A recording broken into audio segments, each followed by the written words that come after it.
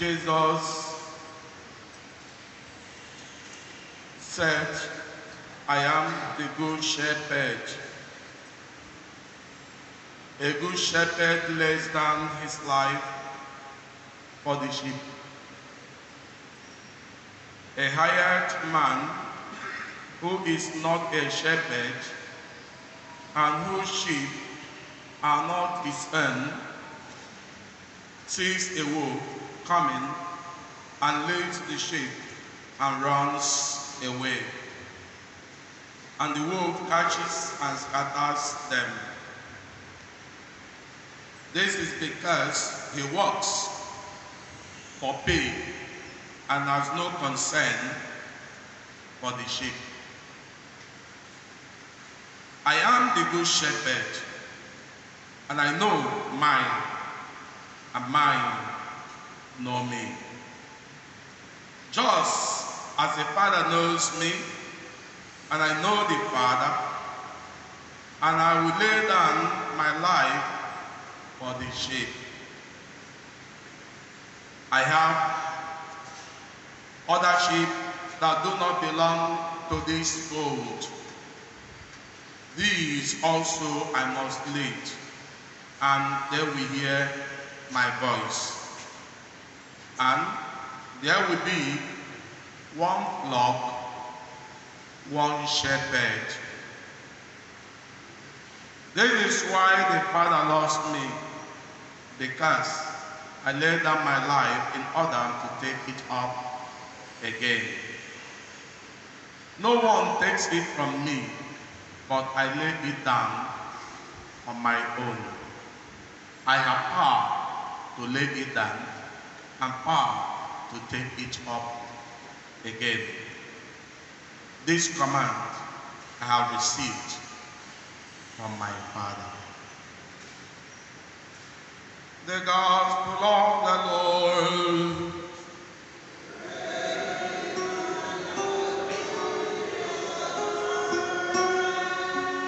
May we be cleansed by the gospel just heard. As I said in the beginning of the Mass, this Sunday is called in Latin Bonus Pastor, meaning the Good Shepherd Sunday. And in the gospel passage, we've seen Jesus Christ addressing himself as that good shepherd. But before the gospel, the first reading brought out one of the exhibitions of our Lord Jesus Christ as a good shepherd, a person who cares and heals those who are weak, the sick. Remember God telling us in the book of Wisdom, I am the Lord, your great physician, meaning that he always attends to those who are sick, whether physical ailment or spiritual. In the second reading, the blessed Apostle John, in his first epistle, was able to establish that we are the children of God, our Father. These two readings are very, very significant in elucidating or reflecting on the theme of this Sunday, Jesus the Good Shepherd. The other one bringing out one of the actions, and the other one calling us the children of our Father, meaning that we must imitate the person who is our Father. I have chosen as the theme for our reflection this morning, Jesus, the ideal shepherd. And we know that in the Old Testament, God is portrayed to be an ideal shepherd, the ideal shepherd, as we can see in the book of Ezekiel, the prophet Ezekiel, chapter 34. Also, the psalmist, Psalm 23, portrays God as the ideal shepherd. And this is just in contrast with the religious leaders of that time and of our own time. We know that there are some who lived and led the people following the footsteps of God our Father, imitating him. Abraham, our father in faith, is number one. One of the things he did, pleading and calling upon God to show mercy to his people, not to destroy, as we've seen in his intercession when Sodom and Gomorrah was about being visited for destruction. He pleaded and kept on asking God, if a good person or 5 or 10 or 40 could be seen, will you still destroy that city? You see, the shepherd that has concern for the people, even when there are other sheep, because our Lord Jesus Christ said, we have other sheep that do not belong, but I will still lead them. If you think of Sodom and Gomorrah, Abraham will gain nothing if it is saved. He will lose nothing if it is destroyed. But he kept on pleading and interceding that God should not destroy that city. We see another ideal shepherd who imitated or followed the footsteps of the good shepherd, Moses, as a leader, was able to lay down his life for the people of Israel, was able even to give up his own position for it to be well with the people of Israel. He interceded and asked God to show mercy for his people. We know that he staked his life in order to liberate these people.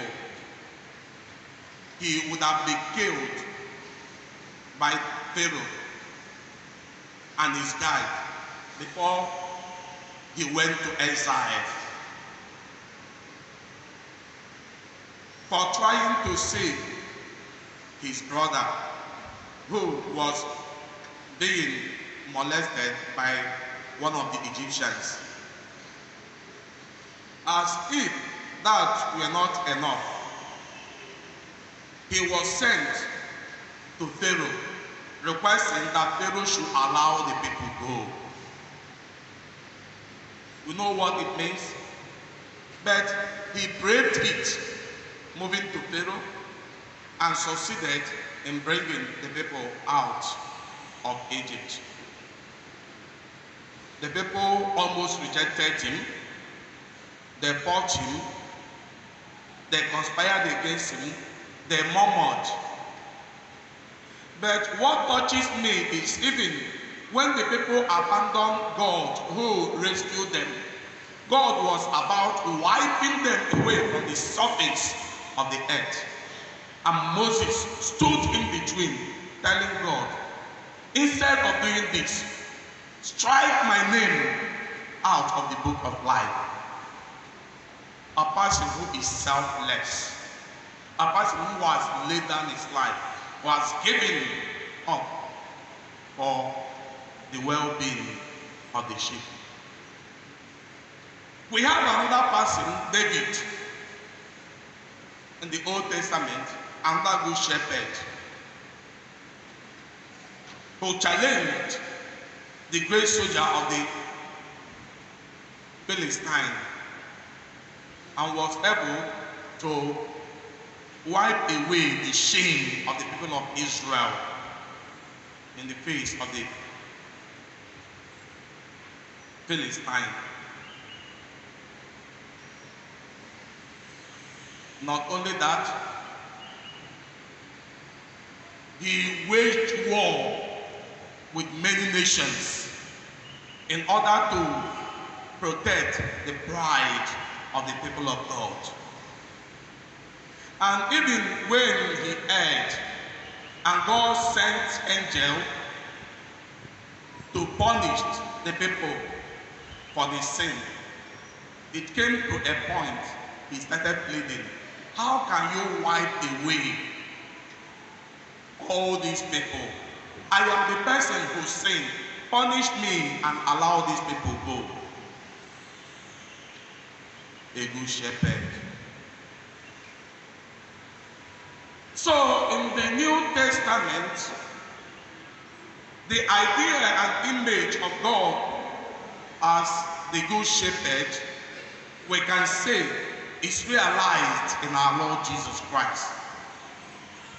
If you read the whole of St. John's Gospel chapter 10, from verse 1 down to the even up to the passage just read today, 11 to 18, you will see Jesus Christ being portrayed as a good shepherd. We, having been created in the image and likeness of God, are called to exhibit the traits of a good shepherd. We are called to be good leaders, ideal leaders, because we must imitate and be like the person who created us. And it is good to estray those qualities of a good shepherd, an ideal shepherd that Jesus Christ lived out or exhibited while on earth. We can encapsulate them under two things: self-giving, which can be self-sacrificing, and commitment. Self-giving, which can be self-sacrificing, and commitment. He laid down his life. He was committed to the duty. He said it clearly today that he is not like a hired shepherd who works for pay. That is his own word. I don't work for pay. It is only the hired shepherd that will work for pay. Today, our politicians, our earthly leaders, Christian and Muslim alike, all of them are working for pay. And that is why they cannot qualify to be a good shepherd. They are good shepherds when they are working for pay, when they are not ready to lay down their lives, when they are not ready to sacrifice, when they are not committed. All that concerns them is their own well-being. How will be better? If when the flock is fellowship, that is none of their business. You may not be exonerated from that. You may ask yourself, how do you shepherd your family? How do you shepherd the whole God given to you? God is one body, by society, statutory body, or the other. As a teacher, as head of one department, and one man's cycle of the other, how do you function? When we are called to imitate our Lord and to be Christ-like as Christians, imitate our Lord Jesus Christ, who has imitated his Father by being the good shepherd. If we want to see the areas where Jesus Christ lived out that self-giving and commitment, I'll point out about four.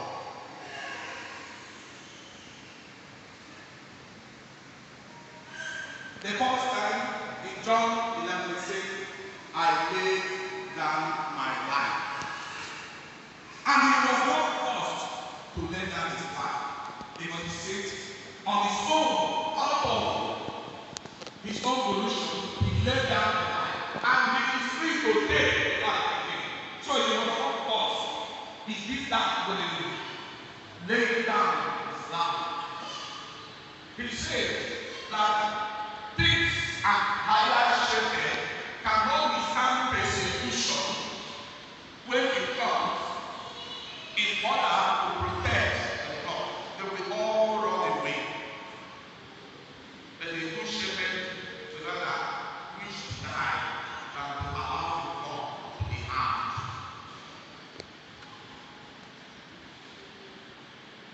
You will ask yourself, will I love your life? You love your life more than the lives of others, you cannot be an ideal shepherd. If you place yourself in both of the others, you cannot be an ideal shepherd. He has concern or feelings for the sheep.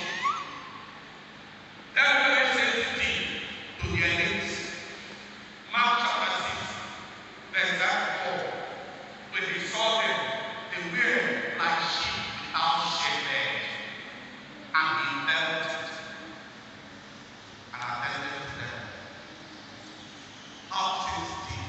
If our leaders were sensitive, people will not be dying, they are dying. Like how these days. What is people now is no longer COVID-19. You will receive one news of killing or the other, insecurity all over the place.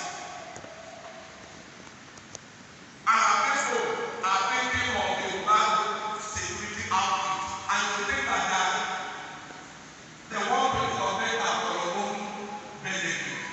They know that their lives also are at stake, and they are fighting a way to protect themselves. Tell me the plans they have in order to go to schools. Students are being kidnapped. Undergraduates are being molested and killed. The incident of the Greenfield University in Kaduna, we have been told that 3 of the students kidnapped were found dead. A person I was speaking with yesterday from Lagos, my town person, was trying to advise that I should not make any movement after 6 or 6:30, the way the country is now. It is everywhere. Every person is afraid. And yet we have leaders. Unless we are under governance and nothing is happening. People are dying of starvation. They don't want to know. The economy is not being better. Nobody cares. Many people, many of our youths, according to statistics, we are meant to understand that the greater percentage of Nigerian population is made up by the youths, and yet they are not being cared for. Unemployment rate on the high increase. Nothing is being done. They are concerned. These people have approved another loan. How many millions or billions dollars loan? What are they doing with that loan? Share the money.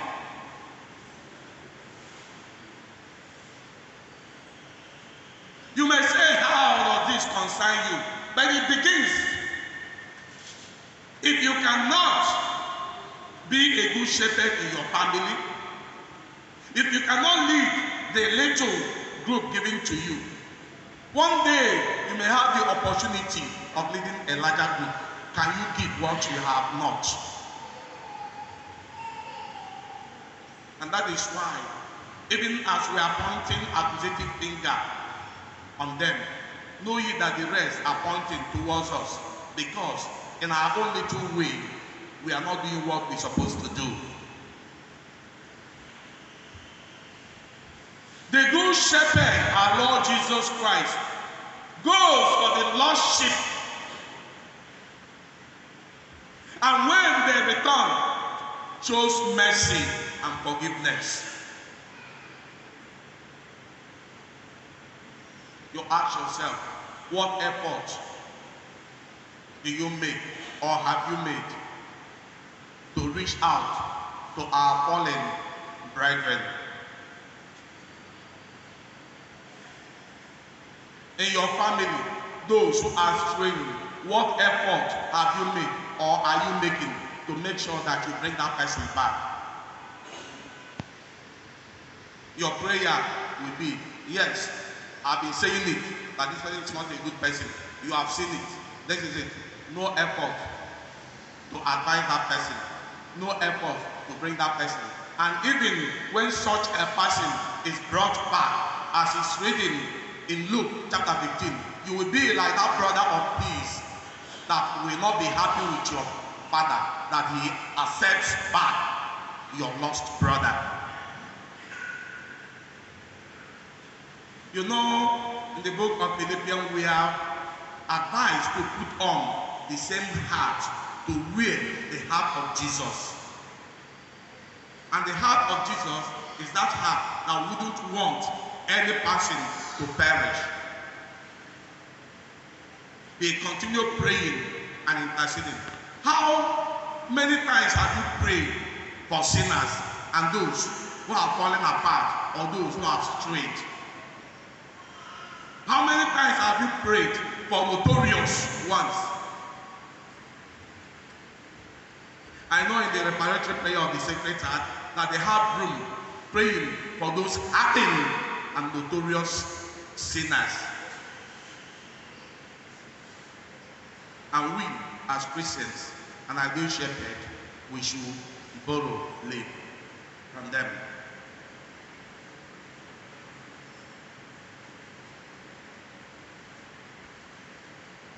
The ideal shepherd knows his own, and his own know him.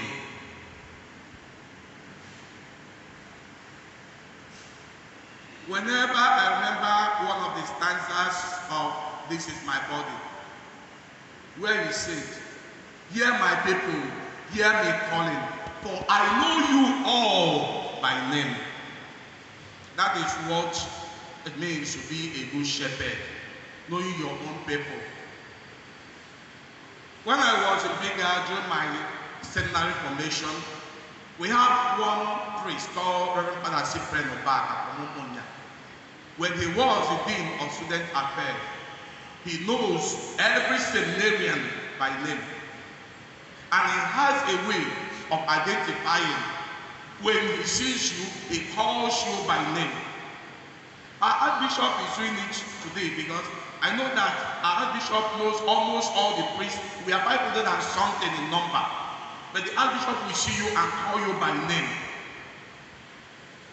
It shows quality of good shepherd. And I don't know how you feel. At least I see some people, the way they react, how joyful they are. When I see you and I call you by name, the response continuously will be, Father Mapulapam. You see the joy in that person. Now, Father Mapulie. So, Father knows me by name. How I wish, and I pray God to help me. Only those who are touching me have not known their name. But if you hear my voice and identify my voice, I can know your name.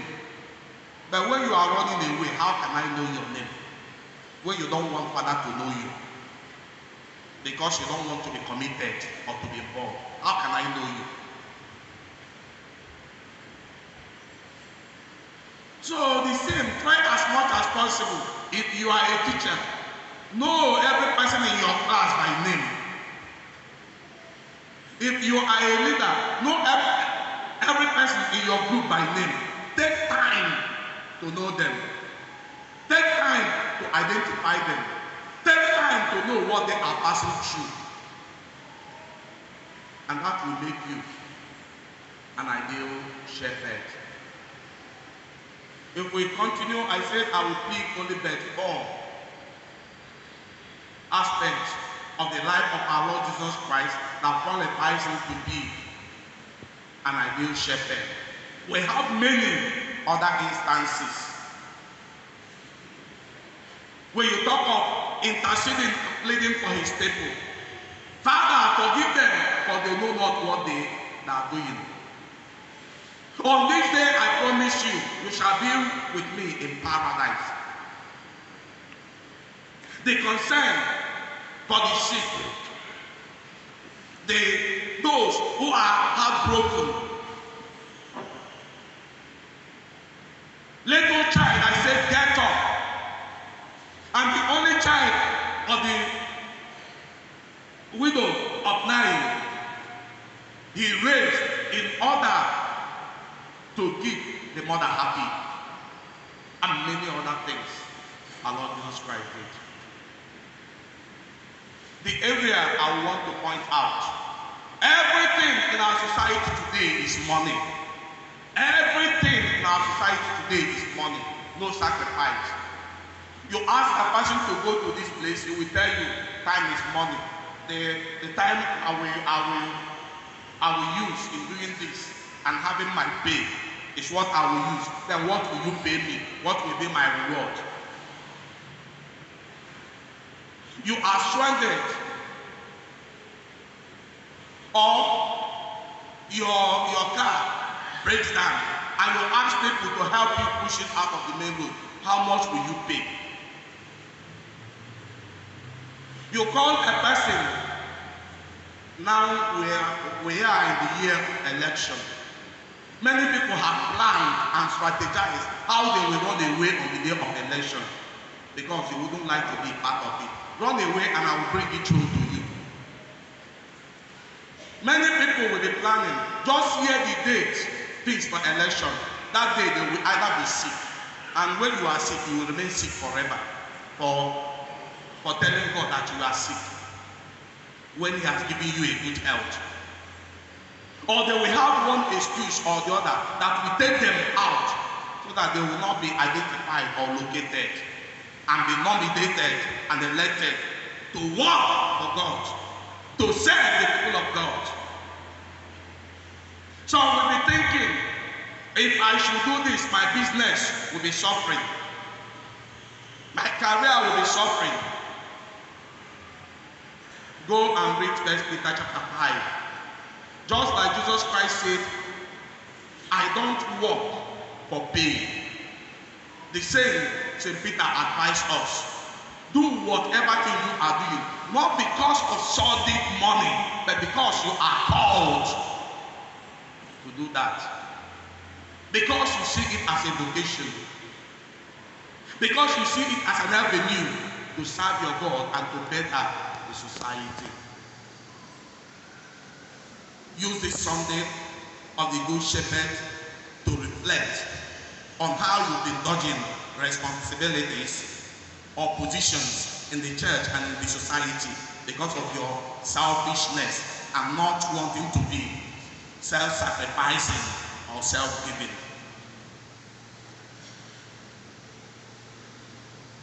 To round up, I must tell you that we are all leaders or potential leaders, and as such, we are expected to wear or to cultivate these strengths found in our Lord Jesus Christ as the bonus pastor.